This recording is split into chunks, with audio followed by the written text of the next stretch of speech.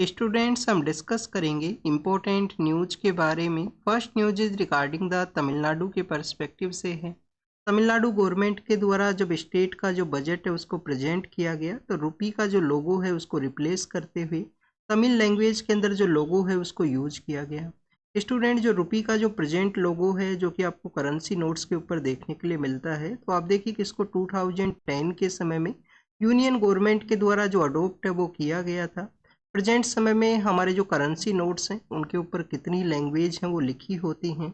तो student, total 15 language हैं वो लिखी होती हैं हमारे करेंसी नोट्स के ऊपर में। लैंग्वेज को हम एक बार रीड करेंगे, बट आप देखिए अगर आपको ये इन्फॉर्मेशन है वो नहीं पता है तो किसी भी करेंसी नोट है उसके ऊपर आप ऑब्जर्व करना। आरबीआई का जो वेबसाइट है वो बताता है, आरबीआई का जो ऑथेंटिक सोर्स है इसके रिगार्डिंग में, कि जो 15 लैंग्वेज हैं एक नोट के ऊपर मेंशन हुआ करती हैं। 15 लैंग्वेज के अंदर स्टूडेंट्स लैंग्वेज है आसामीज वहाँ पे मेंशन की जाती है। आप देखिए कि आसामीज है उसको मेंशन किया जाता है, बंगाली है उसको मेंशन किया जाता है। आसामीज एंड बंगाली को जो क्लासिकल लैंग्वेज का भी स्टेटस दिया गया है रिसेंटली गवर्नमेंट के द्वारा। फिर आप देखिए कि जो गुजराती लैंग्वेज है उसको यहाँ पे ऐड किया जाता है। कन्नड़ा लैंग्वेज है उसको भी ऐड किया जाता है वहाँ पे। कन्नड़ा के बाद में आप देखिए कि कश्मीरी लैंग्वेज है, कन्नड़ा के बाद में कश्मीरी लैंग्वेज है। कश्मीरी के बाद में कोंकणी है, कश्मीरी के बाद में कोंकणी है। मलयालम है, मलयालम के बाद में स्टूडेंट्स मराठी है। मराठी को भी क्लासिकल लैंग्वेज का जो स्टेटस है वो दिया गया है गवर्नमेंट के द्वारा रिसेंटली। हमारी टोटल अर्लियर फेज के अंदर 6 क्लासिकल लैंग्वेज हुआ करती थी और रिसेंटली जो 5 जो क्लासिकल लैंग्वेज हैं वो ऐड की गई हैं। आसामी है, बंगाली है, मराठी है और पाली और प्राकृत है। स्टूडेंट्स, मराठी के बाद में आप देखिए कि यहाँ पे आपको नेपाली लैंग्वेज देखने के लिए मिलता है। नेपाली जो लैंग्वेज है जिसको कि बाद में ऐड किया गया था शेड्यूल लैंग्वेज के रूप से भी। नेपाली के बाद में ओडिया लैंग्वेज है। ओडिया के बारे में यूपीएससी ने एक बार क्वेश्चन पूछा था कि किस लैंग्वेज को रिसेंटली क्लासिकल लैंग्वेज का स्टेटस दिया गया था 2014-15 के पेपर के अंदर में। फिर आप देखिए कि जो पंजाबी लैंग्वेज है, पंजाबी लैंग्वेज भी आपको देखने के लिए मिलेगा। फिर संस्कृत है, तमिल, तेलुगु और उर्दू है। संस्कृत है, संस्कृत है, तमिल, तेलुगु और उर्दू। तो ये कुछ ऐसी लैंग्वेज हैं, टोटल 15 लैंग्वेज हैं जो आपको नोट के ऊपर मेंशन है वो हुआ करती हैं। इसके अंदर आप देखिए ओडिया क्लासिकल लैंग्वेज था। इसके अंदर में जो संस्कृत है वो अर्लियर फेज के अंदर क्लासिकल लैंग्वेज था। तमिल भी है, तेलुगु भी है जो क्लासिकल लैंग्वेज है जिनको कि पहले ही जो रिकॉग्नाइज है वो कर दिया गया था गवर्नमेंट के द्वारा। कन्नड़ा भी है, वो भी आपको क्लासिकल लैंग्वेज का पार्ट है। स्टूडेंट्स, क्वेश्चन आपसे ऐसे पूछा जा सकता है, क्या हमारी जो सभी शेड्यूल लैंग्वेज हैं वो यहाँ पे मेंशन हुआ करती हैं इंडियन करेंसी नोट के ऊपर में? तो आप देखिए कि प्रेजेंट समय में जो टोटल हमारा जो शेड्यूल लैंग्वेज है शेड्यूल 8 के अंदर में वो 8 है। तो यहाँ तो टोटल 15 लैंग्वेज का ही मेंशन है। तो आप देखिए कि सभी शेड्यूल लैंग्वेज है वो नहीं मेंशन है करेंसी नोट के ऊपर में। आरबीआई का जो वेबसाइट है या किसी भी रुपी का जो जो करेंसी नोट है उसके ऊपर आप इसको ऑब्जर्व करना। सेकेंड स्टूडेंट्स, इस बजट के अंदर में संगम लिटरेचर के बारे में भी मेंशन है जो कि आप देखिए कि हमारे हिस्ट्री के पर्सपेक्टिव से इम्पोर्टेंट है। संगम के रिगार्डिंग में जो क्वेश्चंस हैं वो पूछे जाते हैं यूपीएससी के द्वारा प्रीलिम्स के पेपर के अंदर में। तो संगम लिटरेचर के बारे में जब भी हम रीड करते हैं, 3 वहाँ पे मेजरली डायनेस्टी हुआ करती हैं। कौन कौन सा डायनेस्टी है स्टूडेंट? फर्स्ट ऑफ ऑल आप देखिए कि ये जो संगम लिटरेचर का जो डायनेस्टी है या संगम एज का जो डायनेस्टी है वो कहाँ पे रूल है वो किया करती थी। हमारा जो कृष्णा रिवर है उसके साउथ के पार्ट के अंदर में इनका जो एरिया है, इनका जो लैंड है वो बताया करते हैं। साउथ का जो पार्ट है कहाँ पे? रिवर कृष्णा का सदन के अंदर में। रिवर जो कृष्णा है उसके सदन पार्ट के अंदर में कृष्णा रिवर कहाँ से ओरिजिनेट करती है? होमवर्क है, कमेंट सेक्शन के अंदर बताना। तो आप देखिए कि जो ये संगम के अंदर में ये जो 3 डायनेस्टी हैं इनके बारे में मगस्थनीज के द्वारा भी मेंशन किया गया था। मगस्थनीज का जो किताब है जो कि इम्पोर्टेंट है उसको भी आपको कमेंट सेक्शन के अंदर बताना है। इंडिका उसकी किताब का नाम था। तो आप देखिए कि जो मगस्थनीज की बुक के अंदर में पांड्यन डायनेस्टी के बारे में मेंशन है। अशोका के द्वारा जो इंस्क्रिप्शंस लिखे जाते थे, अशोका के द्वारा भी इनको सतिया पुत्राज के नाम से मेंशन किया गया है। इंडिपेंडेंट जो किंगडम्स के बारे में मेंशन किया जाता है अशोका के इंस्क्रिप्शन के अंदर में। कौन कौन सा ये डायनेस्टी है और उनके रिगार्डिंग में एक बार जो बेसिक इन्फॉर्मेशन है उसको हम देखते हैं। आप देखिए कि फर्स्ट वहाँ पे जो डायनेस्टी है वो है चोलाज। फर्स्ट है चोलाज। चोलाज के लिए इम्पोर्टेंट क्या है, उनका कैपिटल एरिया है वो कौन सा हुआ करता था? उरायूर उनका जो कैपिटल एरिया हुआ करता था स्टूडेंट, उरायूर उनका कैपिटल एरिया हुआ करता था, जिसको कि बाद में शिफ्ट कर लिया गया था पुसार नाम की जो जगह है, जो कि एक पोर्ट सिटी भी है। और आप देखिए कि पुहार सॉरी इनका एक पोर्ट सिटी है। यूपीएससी ने इनके पोर्ट के बारे में क्वेश्चन है वो पूछा था। नेक्स्ट अगर हम बात करें, इनका एक लोगो हुआ करता था, टाइगर को ये शो किया करते थे, चोलाज के द्वारा टाइगर को शो किया जाता था। और पुहार या कावेरी पट्टनम इनका जो मेन पोर्ट है वो आपको देखने के लिए मिलेगा, चोलाज का जो मेन पोर्ट है। तो स्टूडेंट्स अगर हम बात करें नेक्स्ट चेराज के पर्सपेक्टिव से, चेराज जो कि आप देखिए कि केरल का जो एरिया है वहाँ पे इनका प्रेजेंस था। चेराज का जो बेसिकली स्टूडेंट जो कैपिटल है वो है वंजी, उसका जो नेम है वो है वंजी, उसको करूर के नाम से भी जानते हैं, करूर है, करूर के नाम से जानते हैं। इनका जो यहाँ पे जो सिंबल है वो हुआ करता था, वो इनका जो सिंबल है वो हुआ करता था।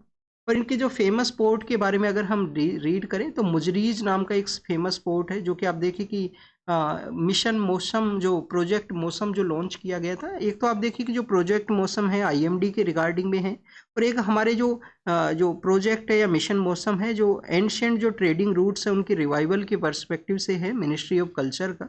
तो उसके अंडर में इस मुजरीज पोर्ट का जो मेंशन है वो हुआ करता है कि ये वेस्टर्न कोस्ट के ऊपर सिचुएटेड है। अरेबिया से जो ट्रेडर्स वो आया करते थे इस रूट को यूज करते हुए, मानसून विंड्स को यूज करते हुए।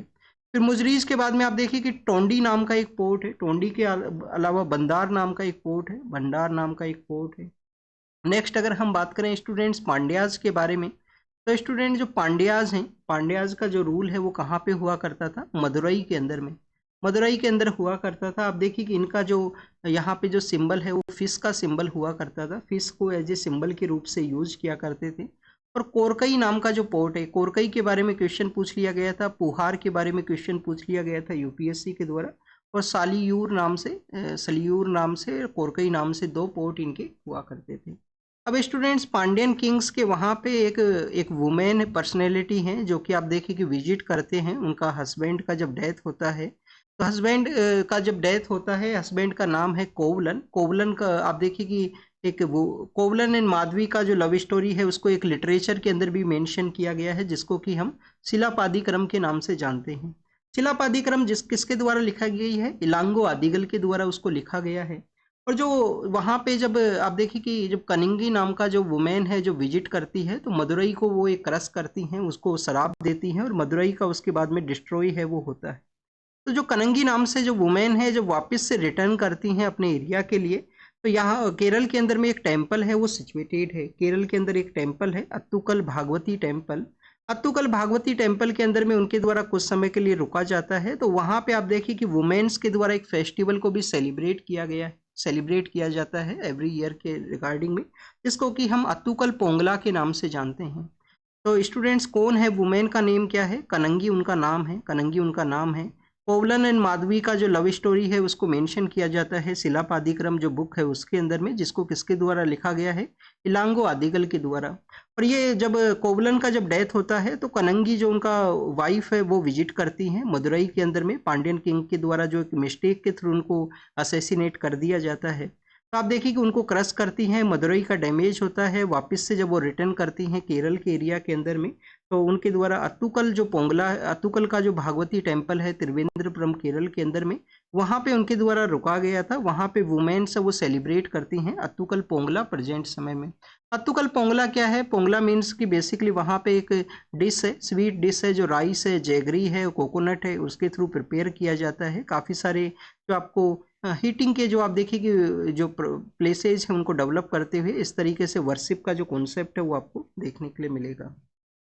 तो बेसिकली आप देखिए अत्तुकल पोंगलाज के बारे में है। नेक्स्ट अगर हम बात करें यहाँ पे गाजा स्ट्रिप के पर्सपेक्टिव से, यूएन का जो मिशन है, यूएन का एक इंडिपेंडेंट कमीशन है, commission for inquiry on the occupied Palestinian territory के बारे में। अब उनके द्वारा एक रिपोर्ट को पब्लिश किया गया कि गाजा के एरिया के अंदर में इजराइल का जो डिफेंस फोर्सेज है उनके द्वारा जीनोसाइड है, जो आप देखिए असोल्ट्स हैं, उनको सेक्सुअल वायलेंस उसको कमिट है वो किया गया था। ये बेसिकली यूएन के उस कमीशन के द्वारा मेंशन किया गया है। साउथ अफ्रीका के द्वारा इंटरनेशनल कोर्ट ऑफ जस्टिस के अंदर में इजराइल के अगेंस्ट में जो केस है उसको फाइल किया था।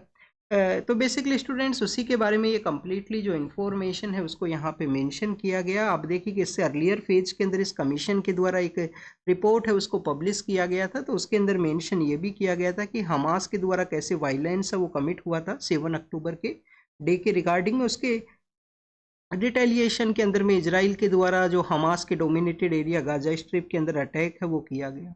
नेक्स्ट अगर हम बात करें स्टूडेंट्स मद्रास के बारे में है, मद्रास हाई कोर्ट के पर्सपेक्टिव से उनके द्वारा आप देखिए कि नीलगिरी का जो एरिया है, कोडाई कनाल का जो एक हिल स्टेशन का एरिया है, वहाँ पे व्हीकल्स का जो कैपिंग है वो किया जाए, व्हीकल्स को रेगुलेट किया जाए, टूरिस्ट व्हीकल्स हैं वो ज़्यादा वहाँ पे विजिट है वो ना करें। लास्ट ईयर भी आप देखिए कि न्यूज़ के अंदर में था, ई पासेज का जो कॉन्सेप्ट है वो वहाँ पे स्टार्ट किया गया था लास्ट ईयर भी, अप्रैल के समय में, अप्रैल मई के समय में। तो नीलगिरी का जो एरिया है जो कि एक हिल स्टेशन का एरिया है, वहाँ पे टू मच जो व्हीकल्स हैं वो ना जाएं, टू मच जो टूरिस्ट पर्सन है वो ना विजिट करें, उनका एक रेगुलेशन रहे। तो वन ऑफ द एक इम्पोर्टेंट स्टेप है स्टूडेंट्स। इससे पहले भी हमारे यहाँ पे जो टूरिस्ट प्लेसेज को रेगुलेट करने के बारे में मेंशन हुआ है, हिल स्टेशंस को रेगुलेट करने के बारे में मेंशन हुआ है कि लिटिल बिट रेगुलेशन है वो होना चाहिए वहाँ पे। नहीं समय समय पे जो डिजास्टर हमको हिली एरियाज के अंदर में लैंडस्लाइड के रूप से या अदर डैमेज के रूप से जो देखने के लिए मिला करते हैं। नेक्स्ट अगर हम बात करें स्टूडेंट्स हंता वायरस के बारे में है। हंता वायरस अभी आप देखिए कि यूएस के वहाँ पे एक केस है वो सामने आया था, एक जो एक्टर हैं उनसे रिलेटेड उनकी फैमिली के अंदर में हंता वायरस को जो डिटेक्ट है वो किया गया था। हंता वायरस का जो ओरिजिनल जो सोर्स है वो आप देखिए कि जो यहाँ पे जो रोडेंट्स हैं वो ओरिजिनल सोर्स हुआ करते हैं। रोडेंट्स जो डिफरेंट टाइप के रोडेंट्स हैं, चाहे राइस के एरिया के अंदर रहने वाले जो रेड्स हैं, या आप देखिए अदर एरिया के अंदर जो रहने वाले जो रेड्स हैं, तो रोडेंट इसके जो बेसिक सोर्स हैं, इसका जो स्प्रेड है वो कॉन्टैक्ट के थ्रू, या कोई आप देखिए कि जो कंटामिनेटेड जो वेस्ट है उसके थ्रू किसी कोई पर्सन है वो कॉन्टैक्ट के अंदर में आता है, तो उसके थ्रू इसका स्प्रेड हुआ करता है। सिम्टम्स क्या है? सिम्टम्स वही हैं, फीवर का कंडीशन है, किडनी के ऊपर लास्ट फेज के अंदर अटैक होता है, और किडनी का आप देखिए कि फेलियर है वो हुआ करता है। और फिर उसके बाद में आप देखिए कि क्या किसी तरीके का वैक्सीन है या इसका जो किस तरीके से इसको ट्रीट किया जाए, क्या वो यहाँ पे अवेलेबल है? तो प्रेजेंट समय में किसी भी तरीके का जो ट्रीटमेंट है वो अवेलेबल नहीं है। कोविड-19 का जब आउटब्रेक हुआ था तो उस समय एक जो टॉपिक है वो न्यूज़ में हुआ करता था कि वन हेल्थ का जो कॉन्सेप्ट है उसको अडॉप्ट करने का ज़रूरत है। तो आप देखिए कि वन हेल्थ इम्पोर्टेंट है, समय समय पे वायरस का यहाँ पे स्प्रेड होना, क्योंकि वन हेल्थ क्या है कि ह्यूमन बींग्स को ही सिर्फ आप सर्विलेंस मत कीजिए, जो एनिमल्स हैं उनको भी आप सर्विलेंस कीजिए, जो उनके अंदर वायरस या बैक्टीरियाज का जो प्रेजेंस है उसका एग्जामिनेशन है वो हो सके। नेक्स्ट अगर हम बात करें स्टूडेंट्स महाराष्ट्र के पर्सपेक्टिव से है, महाराष्ट्र के अंदर जो सिंधुदुर्ग का एरिया है वहाँ पे लोगों के द्वारा माइनिंग का जो एक्टिविटी है उसको अपोज किया गया है। अब आप देखिए कि सिंधुदुर्ग है वो कहाँ पे है, महाराष्ट्र का जो सदर्न पार्ट है वहाँ पे सिंधुदुर्ग है वो सिचुएटेड है। एक ग्राउंड लेवल का जो रिपोर्ट है वो पब्लिश हुआ है, फ्राइडे एंड सैटरडेज को इस तरीके से रिपोर्ट है वो पब्लिश हुआ करती हैं न्यूज़पेपर के अंदर में।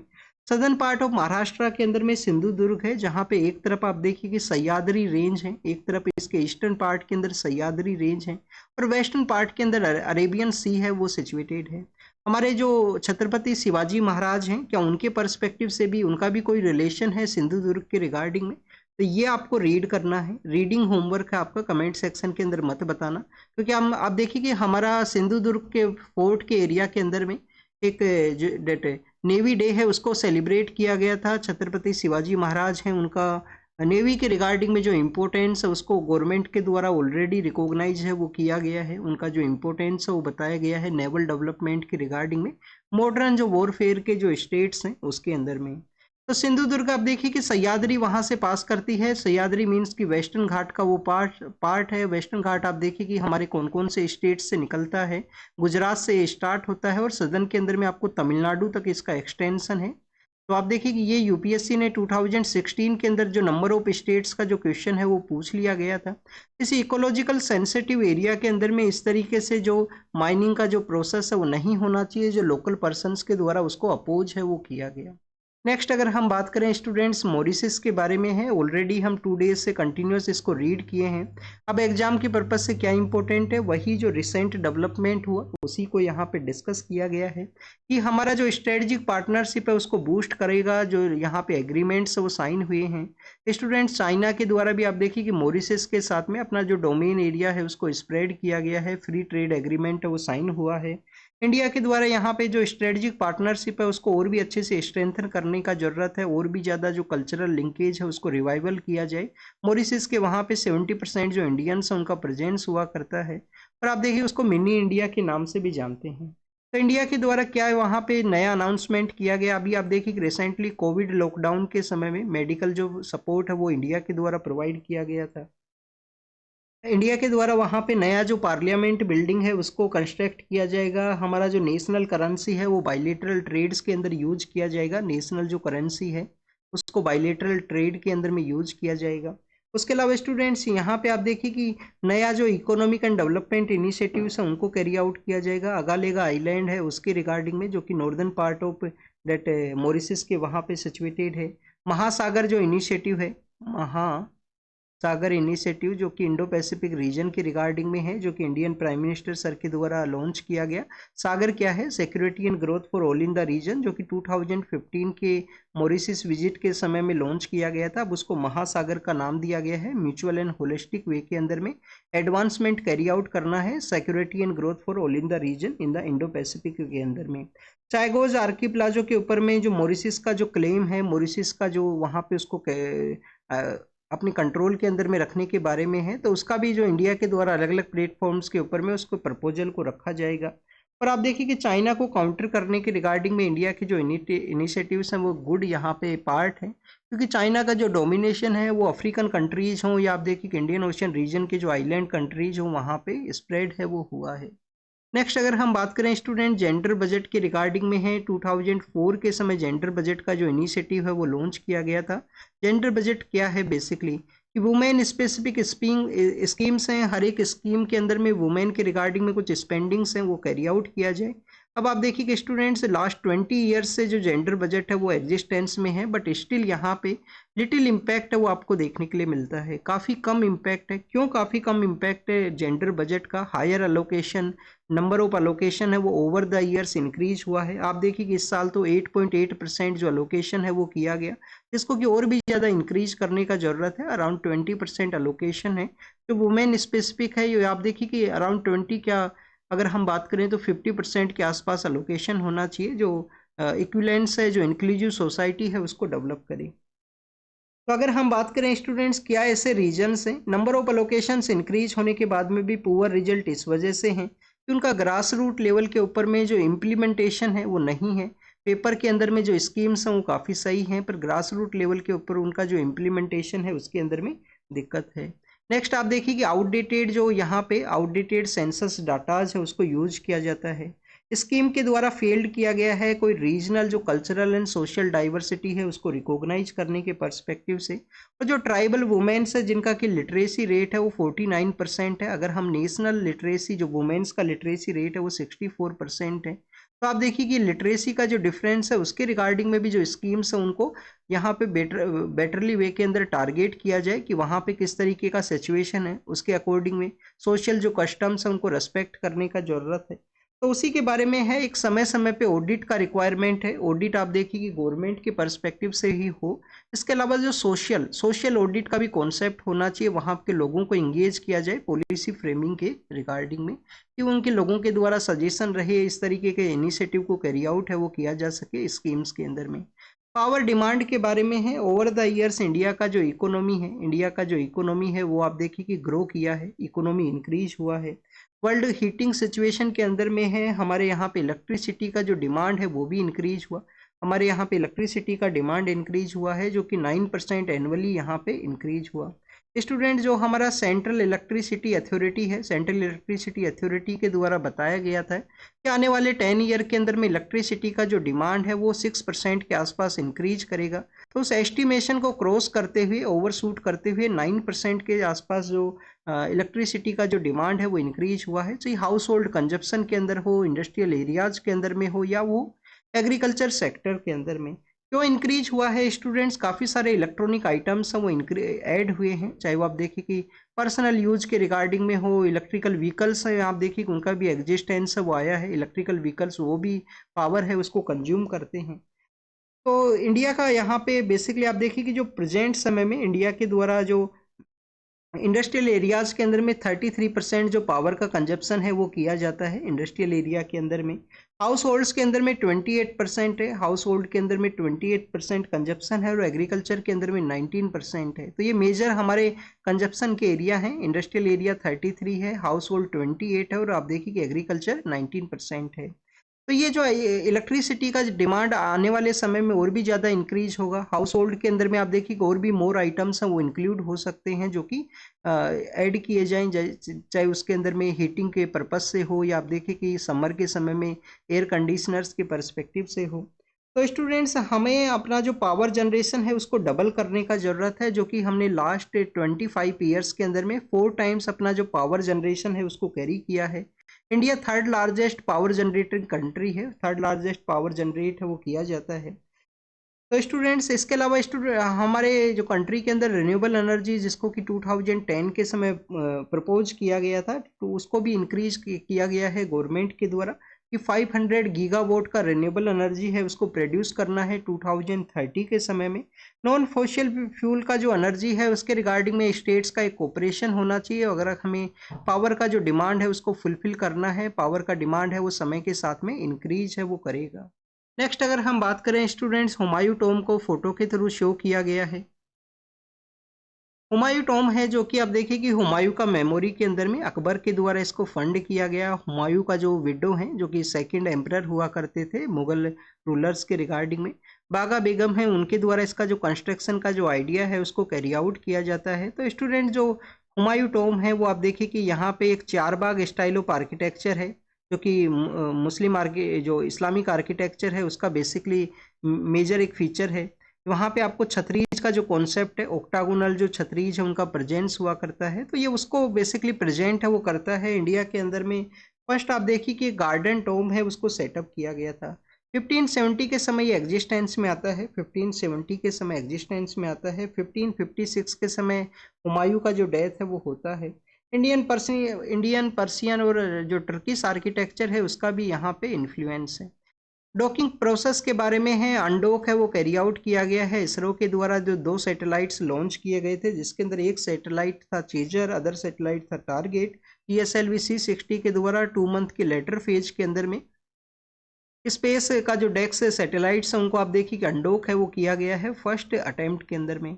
क्वांटम मिशन है जो उनकी नेशनल जो ministry of science and technology के द्वारा बचाया गया है कि नेशनल क्वांटम मिशन को जो आने वाले समय के अंदर एग्जिस्टेंस है उसके अंदर लाया जाएगा। प्रधानमंत्री जन आरोग्य योजना के अंदर में कुछ हॉस्पिटल्स का जो आप देखिए कि फ्रॉड सिस्टम है उसको डिटेक्ट किया गया नेशनल हेल्थ अथॉरिटी के द्वारा। तो उस फ्रॉड को डिटेक्ट करते हुए उन हॉस्पिटल्स को उस स्कीम से आप देखिए कि निकाल दिया जाएगा, उनको पेनलाइज है वो किया जाएगा।